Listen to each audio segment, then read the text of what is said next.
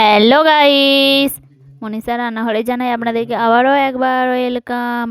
পাহাড়ি হিমাচল কখনো যেতে পারবো কি না জানি না, কিন্তু সেইখানের ফেমাস রেসিপি একবার হলেও তো বাড়িতে ট্রাই করা যেতেই পারে। তো আজ আমি বানিয়েছিলাম সিদ্ধু, হিমাচলের ফেমাস একটা রেসিপি। তো দেরি কিসের, চলো রেসিপিটা একদম প্রথম থেকে শুরু করা যাক। তার জন্য এখানে আমি নিয়েছি 2 কাপ আটা। এরপর এর মধ্যে অ্যাড করে দেব স্বাদমতো লবণ ও 2 চামচ চিনি ও 2 চামচ ইস্ট আর 1 চামচ সাদা তেল। তারপর সব কিছু ভালোভাবে মিক্স করে নেওয়ার পর এর মধ্যে অল্প অল্প জল অ্যাড করে একটা ডো তৈরি করে নেব। তারপর ডোটাকে 2 ঘন্টার জন্য রেস্টে রেখে দেব, যাতে ইস্টটা ভালো মতো ফরমেট হয়ে যায়। হিমাচল যাওয়া তো এখন আমার পক্ষে ইম্পসিবল, কারণ আমার এটা অকাতের বাইরে।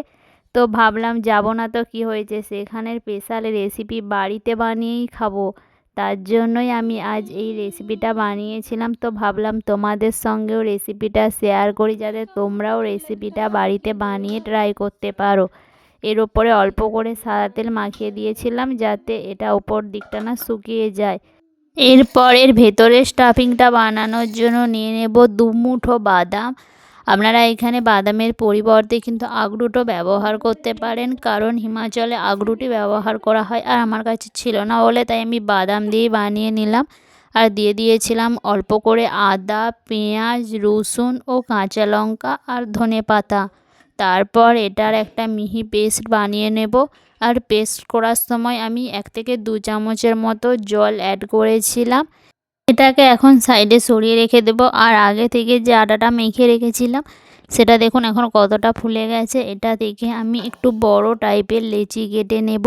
তার জন্য প্রথমে একটু পাথরের ওপর রেখে এইভাবে দুলে নেব, তারপর 3টে লেচি কেটে নেব। আর এগুলো একটু বড় সাইজেরই কাটবো। তারপর এগুলোকে হাতের তালুর মাঝে রেখে একটু গোল আকারের শেপ দিয়ে দেব। তারপর এর ওপরে অল্প করে আটা ছড়িয়ে এটা একটু মোটা টাইপের করে লম্বা করে বেলে নেব। গাইস, এটা বানানো কিন্তু খুবই সহজ। আর এটা আমি ফার্স্ট টাইম বানিয়েছিলাম, আর বানানোর পর খেয়ে বুঝলাম যে এটা কতটা টেস্টি খেতে। তো পাহাড়ি এলাকার লোকেরা কিন্তু ময়দা খায় না, তারা সমস্ত কিন্তু আটা দিয়েই রেসিপি বানিয়ে থাকে। তাই আমিও কিন্তু এখানে আটা দিয়েই বানিয়েছিলাম। আর আটা কিন্তু আমাদের স্বাস্থ্যের পক্ষে কোনো রকমই ক্ষতি করে না। তো এখন এটাকে লম্বা করে বেলে নেওয়ার পর আগে থেকে যে পুরটা তৈরি করে রেখেছিলাম সেইখান থেকে অল্প করে এর মধ্যে দিয়ে দেব। পুরটা আপনারা বেশি কিংবা কম আপনাদের পছন্দ মতো অনুযায়ী পরিমাণ অ্যাড করতে পারেন।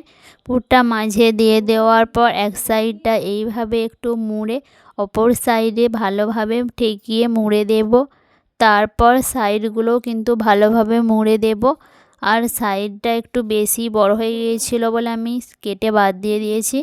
তারপর যেই রকম শেপ দেওয়া থাকে আমি সেই রকম টাইপেরই একটু শেপ দিয়ে দিয়েছিলাম, কারণ এটা একদম হিমাচলে যেই রকম বিক্রি হয় সেই রকম টাইপের দেখতে আনার জন্যই কিন্তু এই শেপটা দিয়েছি। আর এই শেপটাই কিন্তু সকলেই বানিয়ে থাকে। তো এই শেপটা কিন্তু বানানো খুবই সহজ, জাস্ট শুধু একটু হাতে করে এইভাবে মুড়ে দিলেই হয়ে যাবে। দেখুন একটা আমার কত সহজেই হয়ে গেল। এই রকম আমি আর একটাও তৈরি করে নিয়েছিলাম। আর সেটার পুরটা একটু আমি অন্যরকম বানানোর জন্য এর মধ্যে কিছু মশলা অ্যাড করেছিলাম, যেমন 4 থেকে 5টা গোলমরিচ, আর দিয়েছিলাম অল্প করে গোটা জিরে এবং অল্প করে গোটা ধনে। তারপর এটাকেও একটু মিক্সিতে দিয়ে ভালোভাবে এর সঙ্গে পেস্ট করে নিয়েছিলাম। আর এর মধ্যে অ্যাড করে দিয়েছিলাম অল্প করে লবণ।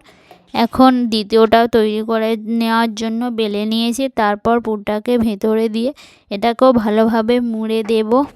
এমটিভিতে রোডিসে একবার দেখেছিলাম হিমাচলে যখন একটা টাস হয়েছিল, আর সেইখানে সকলেই কিন্তু এই সিদ্ধুটা বানিয়ে সকলকে বিক্রি করছিল, আর প্রচুর পরিমাণে কিন্তু বিক্রি হচ্ছিল। তখনই ভেবেছিলাম যে এই রেসিপিটা কিন্তু একবার হলেও বাড়িতে বানিয়ে খাবো। তো আজ যখন সুযোগ হয়েছে তখন মিস করব কেন, তো ভাবলাম এই রেসিপিটা একবার বানিয়ে নিই। এরপর এগুলোকে স্টিম করার জন্য পাত্রটাকে প্রথমে অল্প করে অয়েল ব্রাশ করে নেব। তারপর যেগুলোকে তৈরি করেছিলাম সেগুলোকে এই পাত্রের ওপরে বসিয়ে দেব। এগুলো স্টিম করার জন্য প্রথমে অল্প করে নিচতে জল দিয়ে দেব।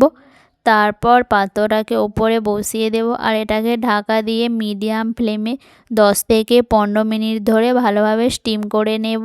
আর 10 থেকে 15 মিনিট পর এগুলো কিন্তু ফুলে একদম ডবল হয়ে যাবে। গাইস, এটা আপনারা কিন্তু বানিয়ে বাচ্চাদেরকে টিফিনে কিংবা সকালে জলখাবারের জন্য খুবই চটজলদি বানিয়ে নিতে পারবেন। তো এখন এগুলোকে স্টিম করার জন্য বসিয়ে দিয়েছি, এরপর ঢাকাটা দিয়ে দেব। আর 10 মিনিট পর দেখুন এগুলো কিন্তু ফুলে একদম ডবল হয়ে গেছে আর এটা দেখতে এখন কতটা সুন্দর লাগছে। এরপর এগুলোকে পাত্র থেকে বের করে নেব আর এগুলোকে একটু অল্প করে চাকু দিয়ে কাট লাগিয়ে নেব, যাতে এর ভেতরের পুরটা একদম ফেটে বাইরে বেরিয়ে আসে। এটাকে আর একটু লোভনীয় বানানোর জন্য এর ওপরে অল্প করে চিলি পাউডার ছড়িয়ে দিয়েছিলাম।